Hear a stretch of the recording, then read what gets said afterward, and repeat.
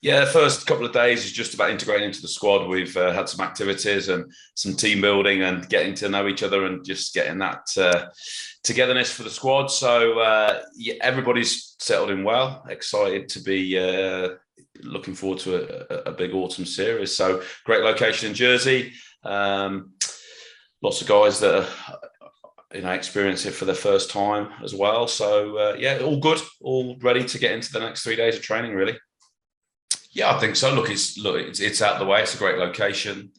Beaches are great for doing lots of activities. Jersey Rugby Club's a great facility. Strive, obviously, great facility to do all our conditioning and meetings. So, look, it's a great place. The weather's being kind to us at the moment, so that's nice. So, yeah, look, it's important camp for us, and Jersey, it ticks a lot of those boxes that we need to be together. Great facilities. And just gives us an opportunity to make sure we're preparing as well as we can. Oh, look, we've got lots of good leaders in the squad. I mean, Eddie will have an idea of who he wants to be, potentially take into captaincy the autumn. So there's a lot to go yet. So there's not everybody's ruled out of the captaincy equation. But we've got guys that have captained their clubs, and we've got guys that are leading behind the scenes anyway in their own way. So we've got lots of options. It gives opportunities to somebody else to potentially step up if needed. But we're just worrying on preparing, really worrying about how we're going to play and preparing the team as well as we can. And the captaincy is really a secondary thought behind getting as well prepared as we can. Yeah, I think so. From what I understand, lots of rugby clubs come to the island to train, as do football clubs. So, like I said, it's a great place to come. It's not very far. It's out the way. The locals are very friendly and leave us to our own devices. And there's great training facilities. So, and by and large, the weather's pretty kind to us. So it ticks all the boxes, like I said, and it's we've had positive experiences here, and see no reason why we wouldn't come back and use it again. And yeah, obviously they've been with their clubs. It's good to get them, away from other training bases that we're going to spend a lot of time at over the next 12 months. So just that little break, change of scenery, good stimulus, lots of different things to do, obviously with the sea and the beach.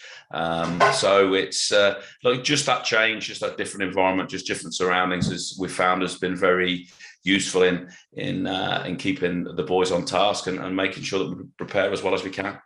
thank you. Morning, Cockers. Duncan. Hello, Duncan. Hi. What's the latest on Luke Cowan-Dickey's knee injury, please? Luke took part in some units this morning, so it's as far as I'm aware, it's settling well, and there's every chance that he will train fully next week.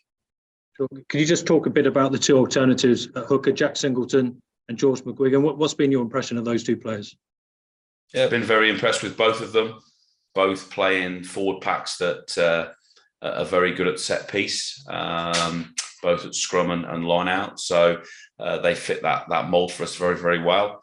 Obviously, they've been in and around the squad previously, and they're working very hard to take the opportunity if the opportunity comes. So we've obviously got some quality hookers in and around the England squad. Obviously, there's some injury concerns with guys that have been the favoured ones previously, but as you can imagine, they're working very hard. If the opportunity arises, they're ready to take it. Yeah, and what's the latest on Owen and Courtney? How their return to play protocols going? Yeah, they're still going through the normal protocols, and we don't have any more news on that. So they're just going through their normal process, and if they're right, they'll come into the squad. If they're not, we'll make sure that we do everything we can to make sure they're fully recovered before they come back in. Thank you. Hi, Ben. After last season, I saw when you guys were in Jersey that Eddie obviously placed a massive focus on activities outside of rugby and bringing you guys together, not just on the pitch, but off the pitch. Has that been similar this year in your build up for the autumn test? Definitely. I think the cohesion is something that we've always felt is really necessary from the start of any campaign. It's getting the team together as quickly as possible in terms of getting on the England page, but also just being introduced as a group. There's always new faces. There's guys coming back in like myself that I didn't tour. So Carl Sinkler was another guy who didn't tour. So just doesn't matter. Just got guys coming back together and doing that. And obviously we did. We're in the water yesterday. Yeah, absolutely, and it clearly paid off. Doing something similar in a place like Jersey last season. So it's interesting that Eddie has not only chose to come back here, but continued in that sort of vein where it's more, well, it's not more off the pitch, but it's both, and that importance, as you just said, of reintegration. Yeah, well, I think when you've got such a short window to get ready for the first Test match, that actually every meeting is absolutely vital. Every opportunity you've got to spend more time together as a squad, to be on the training field. You're not often out there for too long, so your work has to be extra efficient in everything that you do.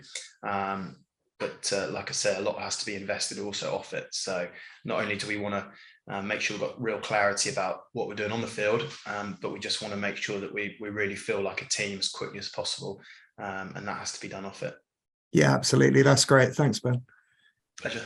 Thanks, Stephen.